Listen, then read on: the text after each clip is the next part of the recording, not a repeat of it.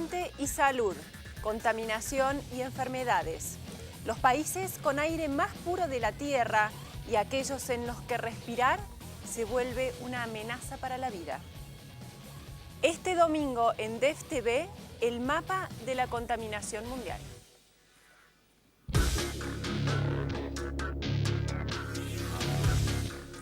Hola, ¿cómo les va? Bienvenidos a DEF TV, muchas gracias por acompañarnos.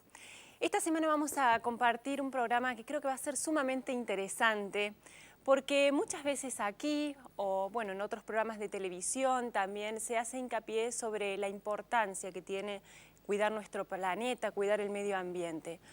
Pero en esta hora vamos a ver concretamente cuáles son las consecuencias de no hacerlo, las consecuencias en la vida de las personas, de los demás seres vivientes, consecuencias que se sufren hoy en distintos lugares del mundo. Vamos a tener además un invitado de lujo para hablar de este tema, así que realmente los invito a que se queden con nosotros. Vamos a ver, como siempre, el primer informe introductorio del tema. Adelante.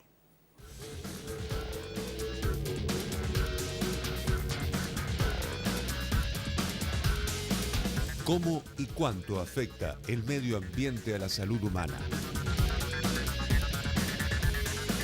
Si se combate la degradación atmosférica, ¿se pueden evitar enfermedades? ¿Cuáles son los países con el aire más limpio de la Tierra? Para responder a estas y a otras preguntas, la Organización Mundial de la Salud realizó por primera vez un mapa mundial de la contaminación ambiental. Más de 100 expertos analizaron los datos de las 14 regiones en las que se dividió el planeta para este informe y los resultados son reveladores. La contaminación mata a más de 2 millones de personas al año, según ha denunciado la Organización Mundial de la Salud en la presentación del primer mapa global de la polución. La OMS estima que más de 2 millones de personas mueren cada año a causa de la inhalación de pequeñas partículas contaminantes del aire, tanto en espacios interiores como en exteriores. Las partículas PM10, es decir, aquellas de menos de 10 micras de tamaño, pueden penetrar en los pulmones y llegar al torrente sanguíneo, causando así cardiopatías, cáncer de pulmón, asma e infecciones agudas de las vías respiratorias inferiores. La primera imagen que muestra este informe es la contaminación atmosférica del planeta, responsable de 1.300.000 muertes cada año. Si se redujera el nivel de partículas dañinas presentes en la atmósfera, se podrían evitar nada menos que el 84% de esos fallecimientos. Vivir en ciudades cuyo aire no tiene unos mínimos de pureza genera un mayor riesgo de sufrir una enfermedad respiratoria o cardiovascular. Los factores que más contribuyen a la contaminación atmosférica, tanto en los países desarrollados como en los países en desarrollo, son el transporte motorizado, los pequeños fabricantes y otras industrias, la quema de biomasa y carbón para cocinar o como medio de calefacción, y las centrales eléctricas que usan carbón. La quema de madera y carbón para calentar las viviendas contribuye en gran medida a la contaminación del aire, sobre todo en las zonas rurales durante los meses más fríos. En España, el 37% de la población respira un aire que supera el límite legal de contaminación, aunque el porcentaje se puede elevar al 87% si se tiene en cuenta, en lugar de la directiva española, lo establecido por la OMS. A pesar del progreso, por lo general, las ciudades siguen siendo lugares contaminados. Son muy pocas las que cumplen las recomendaciones de la Organización Mundial de la Salud. Like many big cities in Asia, a blanket of smog covers Hong Kong, causing cardiovascular and respiratory illnesses. The air pollution problem is much serious in Asia than anywhere else because of the economic growth and a lot of air pollution produced in Asia. Professor C.M. Wong of Hong Kong University's School of Public Health says he has found a close correlation between air pollution and death rates in China's industrial hub, Wuhan, Hong Kong, and Shanghai, as well as Thailand's capital, Bangkok. Las ciudades escandinavas, por ejemplo, han aumentado su transporte público y aplican rigurosamente las leyes. El objetivo es desalentar la utilización de los vehículos privados. From 1990 to 2002, carbon emissions from transportation grew by almost 18%. overall, transportation contributes approximately 1/3 of national carbon emissions. The health effects of air pollutants range from subtle issues to more obvious impacts, such as difficulty breathing, coughing, and aggravation of asthma and emphysema. In addition to the health issues, polluted air also impairs visibility. In the western U.S., the typical visual range is 60 to 90 miles, or about 1/2 of what it would be without haze-causing pollution. En Europa, el transporte representa un porcentaje elevado de contaminación debido al aumento del número de vehículos privados. Italia, España, Francia, Alemania y el Reino Unido lideran el ranking de polución por emisión de gases tóxicos. Por esto, al año, 3.300 muertos. Por esto, 16.000. El tubo de escape mata más que el exceso de velocidad o los adelantamientos indebidos. Lo ha dicho la ministra de Medio Ambiente, Cristina Narbona, y lo confirman los expertos. La contaminación de los coches en las grandes urbes provoca enfermedades que ocasionan 5 veces más muertos que los accidentes de carretera. En los países ricos, aunque han avanzado, quedan numerosas intervenciones por hacer. Si se fomenta el transporte público, disminuirá la contaminación y las enfermedades respiratorias, como el asma o el cáncer. Se caminará más y se reducirán las enfermedades cardiovasculares. La mejora de los ambientes urbanos supondrá una prevención primaria. Pero una vez más, el ranking de la contaminación realizado por la Organización Mundial de la Salud muestra que los países más perjudicados siguen siendo los más pobres. Para hablar de este tema nos acompaña el doctor Pier Paolo Baladelli. Él es miembro de la Organización Mundial de la Salud, un hombre con una enorme experiencia en este tema, así que realmente es un lujo poder tenerlo en este programa. Muchas gracias por estar en DEF-TV. Muchas gracias a este canal para recibirme y para tener este diálogo con los televidentes. Doctor, ¿y por qué decide la Organización Mundial de la Salud elaborar este mapa de la contaminación? ¿Qué datos le otorga? ¿Cuál es la importancia que tiene?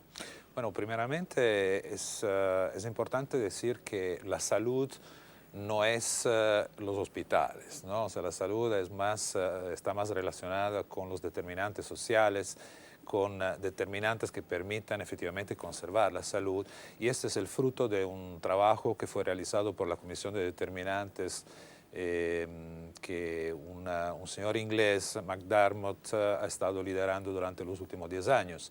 Sobre esa base, algunos de los indicadores más importantes que determinan la salud justamente es la contaminación ambiental y en particular la contaminación atmosférica. Así la OMS, después de haber lanzado una guía en el año 2005 en donde urgía a los Estados miembros de tomar medidas, ¿no?, para poder enfrentar el tema de la polución, de la contaminación atmosférica, decidió en el año 2010 lanzar un informe para informar sobre el estado de 1.100 ciudades en 91 países, ¿no? Y así también permitir a los gobiernos mismos y a las poblaciones de estos países de poder intervenir oportunamente con medidas locales, con medidas nacionales y adentro de lo que son los acuerdos internacionales. Claro, y si nosotros pudiéramos cruzar los mapas de los países que más contaminan y los más contaminados, ¿habría una coincidencia o no necesariamente?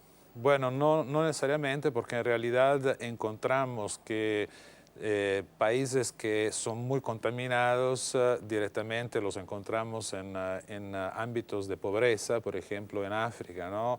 Consideremos que en África el país que más contaminado se resultó, ¿no?, a través de este estudio fue Botswana, con más de 10 veces lo que era un poco el techo, ¿no?, que la OMS recomendaba en cuanto a las partículas en la atmósfera.